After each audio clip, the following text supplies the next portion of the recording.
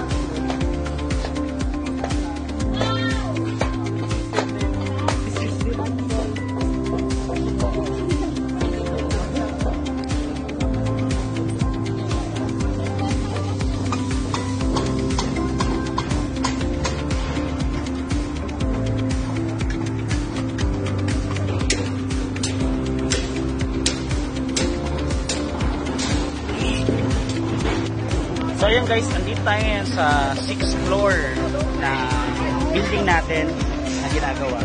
Which is, ang view mo ay yung amenity. Yun yung gagawin yung amenity sa baba na yan.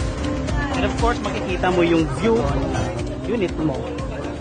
Tapat lang tayo na, alongside tayo ng Luciano, of course, di Robinson. Tapat tayo mismo na USI or yung Mother Seton Hospital. Andyan lang din yung Diversion Road and M Plaza. So yung kanina, isang view niya is yung amenity view natin. Dito naman yung nature view. Makikita mo sa side na to, ito yung part ng Mount Isarog. Okay? Ayan. Andyan yung Diversion Road. Nasa 6th floor na tayo, no? Ang bilis lang kasi ito, this is the building A. Ang building A po natin is hanggang 8th floor po ito. So, tatapusin na po kaagad ito ngayong taon where the turnover is next year, 4th quarter ng 2025. Isasabay na din dito yung